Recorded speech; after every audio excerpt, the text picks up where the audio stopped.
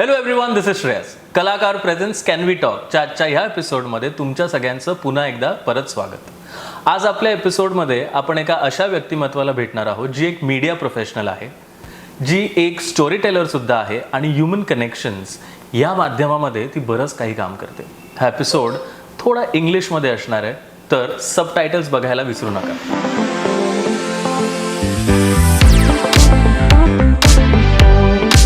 So let's see who's on the show today. So let's welcome Ansha Fernandes. Hi Shreyas. So Ansha, first of all, thank you so much for being on the show. And just let us know something that, you know, as I was saying, that you are a media professional, you do storytelling. How do you balance all of these things and what do you exactly do?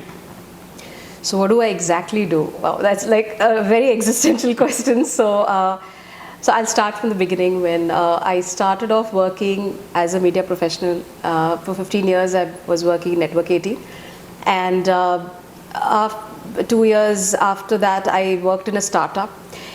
And after these 17 years of working in in media, in digital, for digital products, I felt I needed to take that break.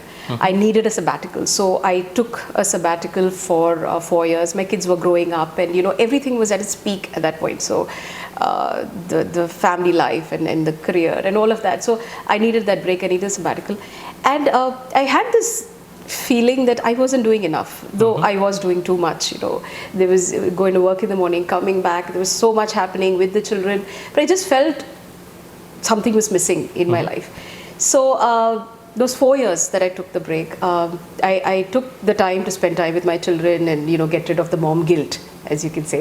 But I also explored myself a little. I explored what is it that I really want to do, and there was always this feeling that there's something missing.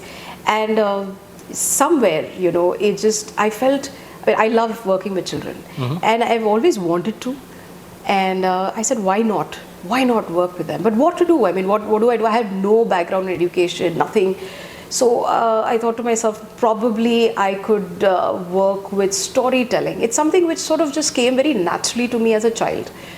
I used it everywhere, in at work with my children, to teach anything, to explain anything. It was as easy as telling a story for me, and I thought that was the best way to teach.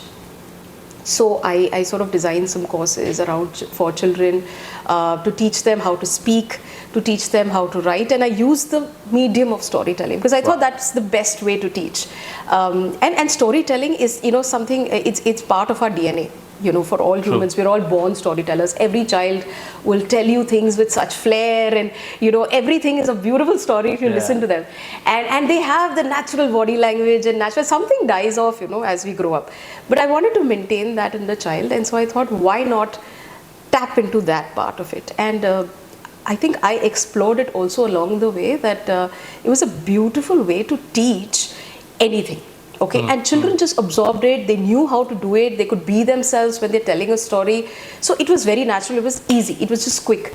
I use that to teach, writing, creative writing, and story, and speaking in public, standing in public and speaking with confidence, using your own words. I did that, and it just sort of, it worked for me because that's something I did very natural. Something that came naturally to me. So it just something I did. So. And then I guess 4 years of doing that, and I really wanted to explore a lot more in this, but then COVID hit. So like I said, I love working with children, so the whole energy of working with them, sitting with them, so because COVID hit and that couldn't happen, I went back to my professional life, because that's a big part of me too. The kids had grown up by then. I went back. I'm working with HT Media now.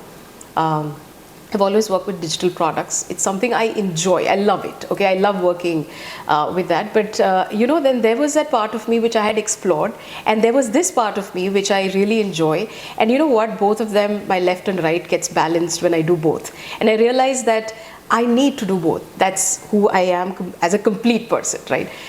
So I continue doing storytelling with the children. I do courses. We've, just published a book of stories. 13 children have written from the ages of 10 to 14.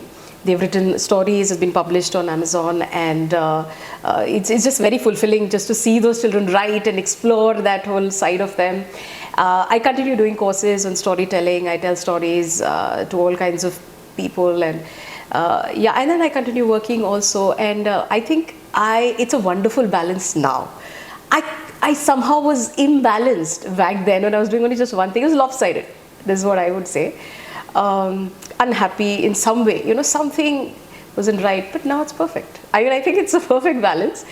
You can keep exploring yourself and find a lot more of you, and that is work in progress. But this is what I do. That's very interesting, and what I see is that there's no age where you can't start, right? I mean, after 17 years of career, you started something to perceive your passion. I think that's brilliant. So याच्यामधनं आपल्याला एक कळतं की वयाची मर्यादा नसते. You can start pursuing your passion at any age, right? And that's brilliant. And once again, congratulations to you for having that book published on Amazon. And I think, as you said, I can see the fulfilling experience and the feeling on your face. That's brilliant. But tell me one thing: how does storytelling help people? So how does it help? So if I talk about life skills, okay, if I have to learn a life skill, I think it's easier for me to teach it through storytelling, the medium of storytelling. Like I said, if you have to stand and speak in public, okay, I have learned public speaking in school, where there is a very typical way of teaching public speaking, where the children will stand on stage and say good morning to my principal and my dear friends. It's taught in a very it's not natural, dramatic, and it doesn't. It's dramatic. You're supposed to emphasize on certain words, and I don't think it's natural at all, right? What I wanted to teach is that, see, it's there within you, right? So if I take a story and I read out a story, the story has emotions within it, right? When you're angry, your voice, when the character is angry, the voice will automatically go up, right? When you're depressed, your voice will go down. When you're happy, it's just the expression comes along with the emotion. It's just naturally there in the script, right? Again, the voice modulation, your body language, all of that is very natural. The other thing, what I wanted to teach children when it comes to standing in front of a public and speaking, do not read out of a script, right? Learn to use your words. So in a story, it's very, it's again very natural there. The sequencing of thoughts, the sequencing of ideas are already there. So you can put the story in your own words. Yeah. You can take the story, make it your own, tell it the way you want to tell it.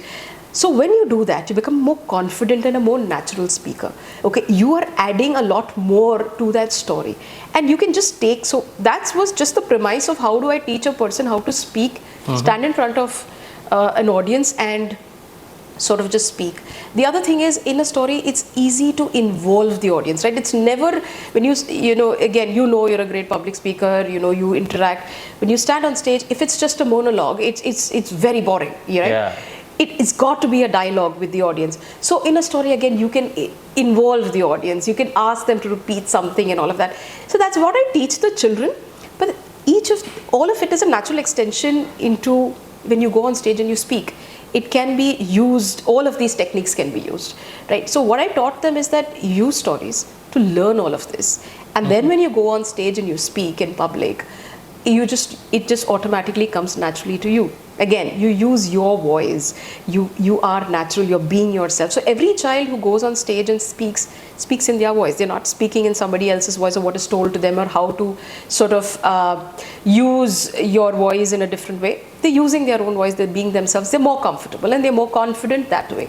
The most important thing is about picking an idea. So no idea is silly or weird, or nobody can tell you that, right? You have an idea, you can take it and you can complete it. You've got to live with it, you've got to walk with it, you've got to eat with it, and that idea will grow within you, right? And that idea will take shape, and then you will be able to put it down on paper. And then once you've done that, you've detailed it out, all your characters will come to life. You'll be able to, again, decide what your character can wear, how they'll speak, what they look like. All of that is done, and then once you've done with that, I will mentor you on how to sort of shape it perfectly. So I think every child needs that experience, because what they realize is any idea can become that. can become a reality. And that's all I'm teaching in creative writing. See, I can't teach creative writing. The whole point, it's called creative writing. How do you teach creative writing, right? It's about taking your idea and taking it into completion, and that's important. So it's very that again for me is a life skill. You can call it creative writing. I've sort of shaped it into a sort of a course that's palatable to the public. To parents, they think, oh, my child's learning how to write, but really the child is learning a process. Right. And okay, you learn a lot more because you learn how to write. Your vocabulary improves. You read a lot more. So again, that's a whole storytelling process. I guess storytelling comes there. So that's where I'm sort of using storytelling to sort of make different courses for children, for adults. That's how I sort of exploring myself doing that. And I think storytelling is something comes very naturally to me. While you say that, you're doing this for the kids and it gives them that confidence, they can write, they can groom themselves, how does it help adults? Do you think, is it more difficult to train the adults as compared to the kids? So I'll tell you what, I've been using storytelling and I think it's just coming very instinctively. I did not realize it, but now I look back and I say I've been using storytelling a lot at work, right? So I'm a product person. I work with digital products and our whole idea is to create the product. So when you create the product, you create a user experience, you create a journey, you build, and there's a why to every product. Why do you create it and things like that? It's a whole process, it's a whole journey. When I do a presentation, it's a story, it's a story I'm telling. Every number tells a story. So it's always, it's just used. I think it comes naturally if you just tap into that side of you, and it's just interesting. It makes your job more interesting. It's very easy to connect to something which is so inanimate. Because it's part of a story, there are people involved, and also presentation, when you're talking to people and you're telling a story, people enjoy. Otherwise, most of them people are on the phone when you're sort of giving a presentation, and I don't have that problem. So I people listen because I want to make it interesting. I would want to also be, if I was a listener, I would want to hear a story. So the question you asked, whether it's difficult to teach adults. So, like I said, there's a part of you that becomes very inhibited at some point of your growing process, right? So I have seen this with children. So when I teach children from the ages 9 to 13, till 13 you can teach them storytelling and they have the flair and they have all of it. 12, not 13, till 12. And they're not inhibited. The 7-year-olds are easier to teach. They just come and they'll do exactly what you tell them, and they'll do a lot more. As you grow older, some part of you just sort of closes up, right? And I don't know why. Maybe it's just the way you're supposed to conform. So there's a bit of you that sort of the person you really are is not really coming out, right? So I don't know why that happens, and I've seen that happening with children. So till you are 12, 13, it's easier to teach children. It's easier. They're like clay, you can mold them. And I always feel that there's a button you can press and you know that they're going to perform, right? But with adults, it's tougher because you've got to dig deep. There are a lot of layers. I'm going to dig deep, but I think there is a connect. If you make a connect with somebody, it's easier. The story just comes out. They're able to open up, and they've got to open up to themselves first before they open up to everybody else. So it's difficult. It's a process for them. Because everybody's walking around with a mask. You don't know who the person is, right? The person behind the mask. So true. And everybody's scared that mask will fall off. Oh God, what if people know who I really am? And I just feel that part of it's tough. I mean, it's tough to sort of, and see, many a times when I've spoken to adults, they themselves don't know who they are. True. Because that mask has become them. So it's very rare you ask somebody, can tell me something about yourself, and they'll always start with what they do and their profession, true. And rarely they'll tell me what they like and things like that. Rarely you'll ever get that. So that mask comes off in very, very rare situations, like you sit in a campfire, you have all strangers around you, And when the stories start coming out, it comes out because it's your actual stories, and then you don't care because that's a stranger. I won't see this person again. True. But I'm telling, it's just coming out because it's just, you open up, the hearts open up and everybody speaks. But the first time you meet the person, you will sort of be very clear. There's a wall, there's a mask. Yeah. So yeah, it is tougher with adults. But because, like I said, you have to first know yourself before you open it up to the other person. No, and I think it makes so much sense, right? Because that is the main motive of this particular podcast also, that we would want to show people the real person behind that mask, right? Because is it because people are conditioned basis their designations, where they work? Do you think it's more about the status quo that they have? Is it because of that they don't really be the way they are, or what do you think? I honestly think that that's always how it's been, right? I mean, it's just that outside you've got to show, you've got to maintain a sort of a status, and I think that's what it is. I mean, you're just fearful to be judged. I think that's the problem, right? You're just scared that if I really tell people who I am, people will judge me. That's it. I mean, I think is the biggest problem. And yeah, I mean, if you can tell who you are without anybody sitting in front of you, judging you or looking at you like, okay, this is, I don't mind then opening up to you, right? So yeah. I know I can completely relate to you is because I feel that I'm way too emotional. I call myself an emotional fool at times. Earlier, it was very difficult for me to let people know that I'm an emotional person. But today, when I have accepted it, I think it's way easier for me to even sit here and talk. So do you think it's very important for you to accept yourself before you get into the public speaking, storytelling, etc.? Do you think that? I think, I don't know about acceptance. I mean, you don't have to be that transparent because there are so many people who are excellent public speakers and you really don't know who they are. I mean, Correct. You don't have to be accepting of yourself and things like that. But I think it's great for you as a person if you do it.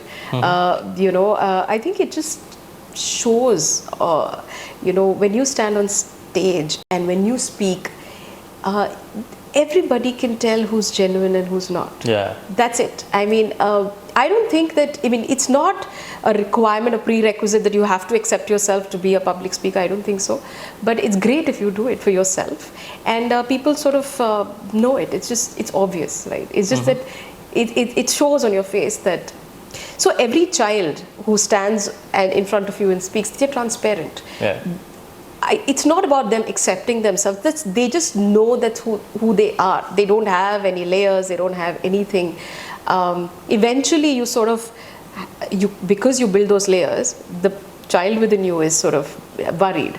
And when you come down and you realize that this is who you really are, and that's where you accept yourself. But like I said, it's not a prerequisite to be a public speaker. Okay. But yeah. But it can benefit you.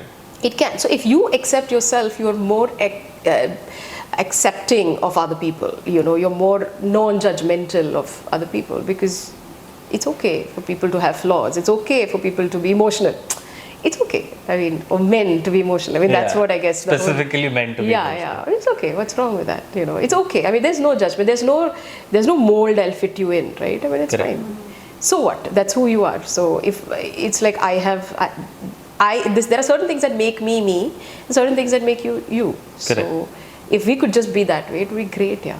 What do you think, let's say if a person is an introvert and would want to do public speaking, what all couple of suggestions or tips that you have for them?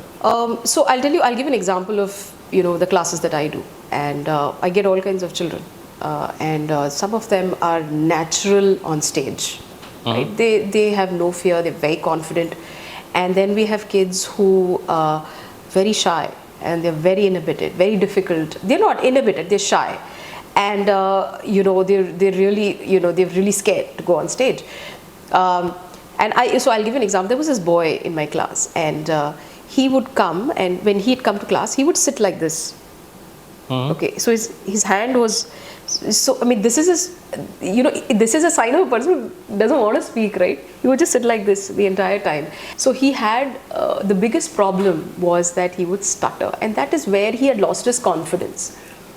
But what I saw with that boy, and he was so hardworking. he would come for practice, and I would make him practice and make him practice. And he went on stage and he spoke with so much confidence. His parents were shocked that it's the same boy. It's just that it was just that he wanted to prove himself, and he had, like I said, there's a switch in every person, right? And you just have to find the motivation. But what does he want to do? He wanted to prove himself, and he found that outlet, and he did that. And I was very proud of him. See, there were a lot of things, because he stuttered and he couldn't understand a lot of things, but it didn't matter. He went on stage and he spoke. That's it. That was victory. And I guess those are my tips that I've learned. No, I completely agree, because I think as a kid I have been an introvert, and I still remember when I was performing for your show as one of the storytellers, how efforts you had taken even on me. You know, right from writing the story, how to have your pitch, the tone. I think that's really great, and these transformational stories, I think, are great to have. Do you think when you're telling a story and you actually connect with people?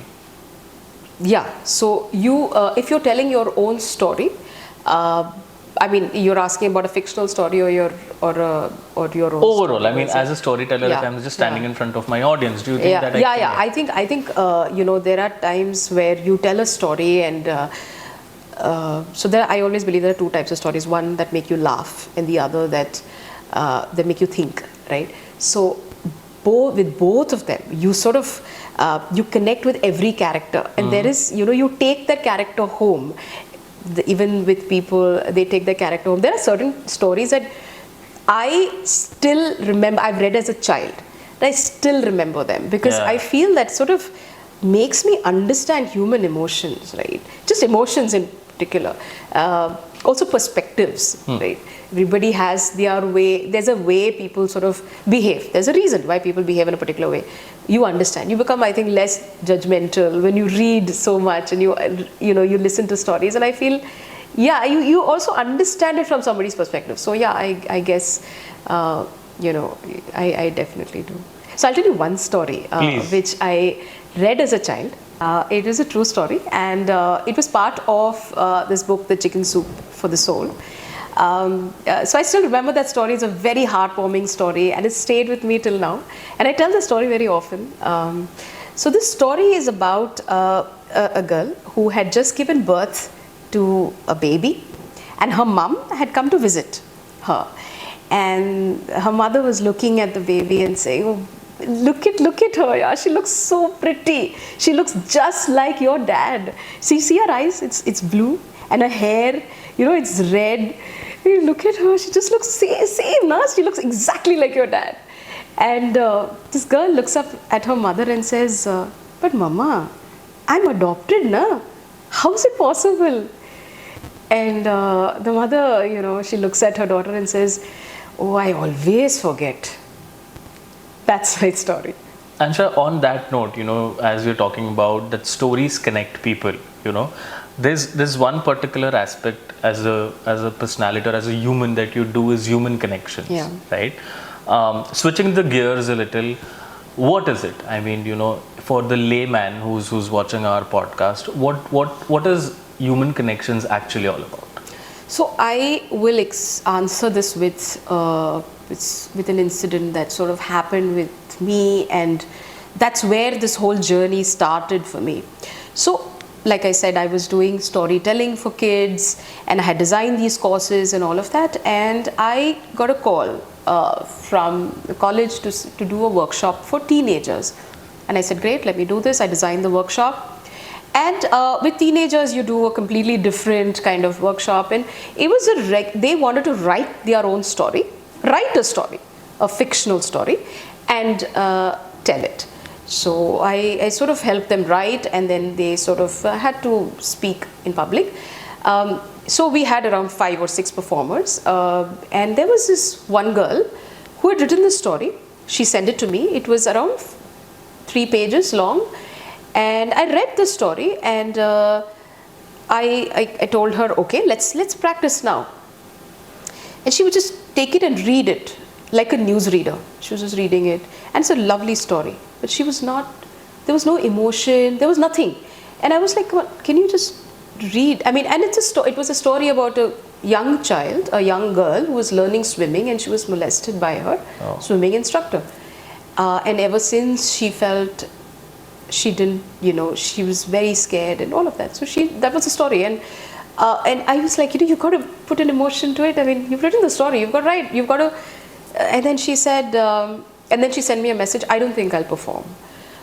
See, with teenagers, you can't, you have to be careful in how you sort of deal with them. And I said, okay, it's your choice completely. And she came, but for the class the next day again. And then I said, let's try once again. And then she was doing the same thing. She was reading it like a newsreader, no emotion whatsoever, just reading the story.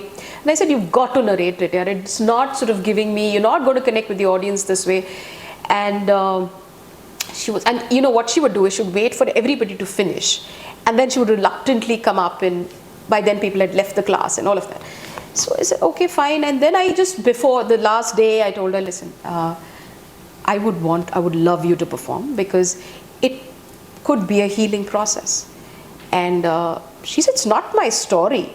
So I said, I didn't say that. I said, maybe try putting some emotion in it, and it might help you. And she said, well, I'll see.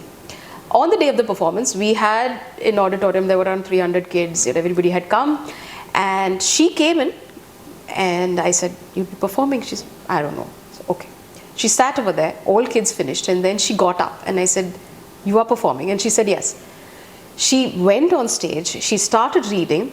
Within the first 3 sentences, she broke down, crying, and she was howling. So we had not even got to the story, but she started crying, like really loudly. She was weeping and crying, and see, the entire audience was dumbstruck, right? They didn't know what was happening. They were like, okay, what's going on? Like, why is she crying? And then somebody from somewhere said, come on, you can do it. Come on, you have to. It's not your fault. You have to. I don't know what happened, but I guess kids pick up the vibe, whatever. I said, you have to do it. Tell the story. It will help you. And I said, come on, continue. And she read the story. She cried and cried and cried, and she read the story, and people were clapping through it all, and she got a standing ovation at the end of it. I think probably that's the only story that kids listened to, okay, during the performance, because they were so happy, and they said, come on, it's not your fault, you're not the victim, and all of that. And then after this thing, she came and she hugged me, and she said, Ansha, thank you. And I said, see, I told you it'll be a healing experience. And she said, thanks so much. I said, next time, don't wait for 20 years to tell your story. And she said, I feel so happy. I feel so happy. And I was taken aback because I wasn't expecting that. When you look at her, she was wearing a kurta till here. It was a dress. So she would wear a dress, and she would wear like pants below that. And then she would wear socks and shoes, and she would dress up like somebody who didn't want to be seen, right? It was very obvious from her behavior, but after that, there was something that was different about her. When she came out and she was smiling and she was laughing, and I said, oh my God, that's the power of telling your story. And not just telling your story, right? Just getting the validation that it was fine. It was like group therapy. People who were sitting there may have had the same experience. People who were sitting there may have known people who've had the same experiences. And it must have connected with somebody. I mean, maybe out of the 300, maybe 100. But something stirred inside everybody, right? And she just stood there and just sort of just shed her baggage, right? For me, that was the day that once upon a true time, the whole thing that we do with adults where they come and tell their true life stories, that idea was born. And I said, I've got to do this. I've got to do this because everybody has a story. And everybody wants to tell it. And just tell it in a space that they won't be judged. They'll just feel okay to tell it. That's what, and they just need that safe space, right? That was my whole idea. And, the audience also that you attract for this come with that sort of, they understand this is not fodder for gossip, because there are a lot of people who are telling that story. This is not something you're discussing. You're taking this, you're sitting in a non-judgmental space. You're just listening. That's all that person needs. Just somebody to listen. maybe they realized that what they did was wrong, the way they reacted was wrong, all of that. The realization is of that person. You're not telling them, you're not advising, you're not doing anything, you're just listening. That's it. So for me, that was the whole, the human connect, where you just shed. So one person telling the story sheds the mask, but everybody in the audience also does it. Yeah. Because then they come from a very space of, I'm human, you're human, it's fine. Right, so that was the reason we started Once Upon a True Time, and I'm shocked at the amount of people who would come and tell me their stories and just trust me with their stories. And Right. me and I have co-founder Ilham, both of us, it was our idea and it was our baby, and we've sort of done 3 seasons of it, and we had 6 storytellers every season, but we had much more storytellers who came and told us our stories, but really didn't go on stage and tell it. That's okay. They opened up to somebody. Yeah. That's it. That's what they needed. So I guess that's something, and I just feel that that's like a purpose in my life, and it sort of gives me that that I'm just that person who listens and doesn't judge, and it's fine. No, I completely agree that storytelling can be like a healing experience, because that's what you do in front of a counselor also, right? Yeah. I mean, you tell your story, you just express it, and I think in this age of social media, people are so digitally addicted that I think they have lost that human connect to tell even your own story. I mean, people just don't talk, I think, these days, and these platforms really help them. So this is a story about a boy and his father. Now they lived in the US. This boy was graduating that year, and he asked his dad, "Dad, see, this year I'm graduating and I'll be going to college. So you'll get me a gift." So in the US, there's this practice, when kids graduate high school and they go to college, there's usually a expensive gift that parents give their children. And the father said, "Okay, I'll get you something, but you've got to promise me that you're going to stand first. I mean, that's important." So the son said, "Yeah, Dad, I'll work hard, but there's something that I really, really want." And the father said, "Yeah, what is it?" And he said, "Dad, I want this sports car. I have been dreaming about this for so long. So you'll get me that." And his dad said, "Well, we'll see. You've got to stand first, right?" So the boy was, really excited, but he was not very good in studies. He was a very average student, and he had to really work hard because he wanted the car. So he would study. He started studying morning, afternoon, evening. Whenever he had a break, he would go to the showroom and look at that sports car, and he would imagine himself driving, the wind in his hair, and all the girls looking at him saying, "One ride, please." And he would look at the time and he said, "Oh my God, I have to study." So he would get back to studying, and this continued, and then he wrote his exams, and then it was the day of the result. It was a nail-biting wait for him. He was really, really excited, and he went to school and he looked up the results and he saw that he had stood first. I mean, it was amazing. He ran home, he banged the door, and he said, "Dad, open the door. Dad, please, I have to tell you something." And his dad opened the door and he said, "What happened? What happened?" And he said, "Dad, I came first. Dad, I came first." And his dad said, "Okay, great. That's amazing. Come in." He said, "Dad, you said you'll get me a car, right? You'll get me a car." And his dad said, "Yes, I know. I said that, and I'm very proud of you. So come, sit inside. I've already got you something." And he was really excited, and he said, "You got me something? You already got me the car." And his dad said, "Okay, come sit. Let me give you the gift, right?" And his dad had gift wrapped a box. It looked like a box, and he told his son, "See, you're leaving home for the first time, so I'm giving you this. This is going to be a very important gift that you'll take from me." And so the son was so excited. He said, "Okay," and he tore open the gift wrapping, and then he looked at it, and it was a Bible. And he looked at his dad and said, "What is this? A Bible?" His dad had got him a Bible, a leather-covered Bible with his name embossed in gold, and he was so disappointed. He said, "What is this? You got me a Bible. I mean, I asked you for a car. You told me I had to stand first. I studied. You do this all the time. I mean, you will always tell me to do something, and when you have to keep your end of the bargain, you don't do it. I mean, I'm fed up of this nonsense." He took the Bible, he threw the Bible, and he walked out of the house. And he never came back. Now 20 years passed. His father passed away. He got a call and somebody told him, see, your father's passed away. Please come home. Please come home and please see him for one last time. So the son came home very reluctantly. He had not seen his father for 20 years.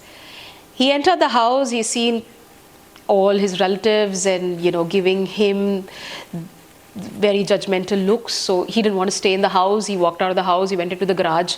He sat there. He saw all the boxes with his name. He sat there for some time. He picked up one of the boxes and he was going through the things inside the box. And as he was going through his old photographs, his old things, he came across the Bible. He looked at the Bible. He picked it up. And all those feelings of anger and irritation just came back. They just came rushing back. And he was so angry with his father. He still was so angry. After 20 years, he was still angry. 20 years had gone by. And if only his dad had given him the car that day. If only his dad had kept his end of the bargain. He looked at the Bible. He opened it. And inside the Bible was the bill of the car that his father had purchased for him that day. That's the end of the story. So Ansha, thank you so much for being on the podcast today. It was great and I loved your story. And I'm sure the audience is going to take a lot from you. But before you leave, there's a small token of love from us. It's one of our friend, the Cake Wali's homemade baked cakes and a couple of wellness products for you from Abja, who's our wellness partner. So I hope you like the gift. Thank you so much. Thank you so much. I had a wonderful time, Shreyas. Thank you for calling me. Thank you. Thank you so much. Keep watching. तुम्हाला episode कसा वाटला नक्की comment सेक्शनमध्ये लिहा. Stories कशा वाटल्या नक्की आम्हाला सांगा. तुम्हाला कोणाला पुढच्या एपिसोडमध्ये बघायला आवडेल तेही कळवा. सो कलाकार चॅनलला लाईक करा, शेअर करा आणि सबस्क्राईब करा. See you next week. So do try these Abja skincare products. These are elite Ayurvedic products for your skin and hair. आजचा हा एपिसोड तुम्हाला कसा वाटला आम्हाला नक्की कमेंट सेक्शनमध्ये सांगा. यूट्यूबवरील कलाकार या आमच्या चॅनलला सबस्क्राईब करा, व्हिडिओ शेअर करा, कमेंट करा, लाईक करा. हे सगळे एपिसोड्स आम्ही तुमच्यापर्यंत घेऊन येऊ शकतो कारण की आमच्या मित्रांचा, आमच्या फॅमिलीचा आम्हाला खूप छान सपोर्ट आहे. आमची नेहमीची गिफ्टिंग पार्टनर, आमची जवळची मैत्रीण द केकवाली. तिची लिंक डिस्क्रिप्शनमध्ये दिलेली आहे. केक ऑर्डर करायला विसरू नका. आमच्या या सेगमेंटचे वेलनेस पार्टनर्स अब्जा, the elite class Ayurvedic wellness products, त्यांचीही लिंक दिलेली आहे. प्रोडक्ट्स नक्की ऑर्डर करा. नवीन एपिसोड बघायला विसरू नका. भेटूया पुढच्या रविवारी.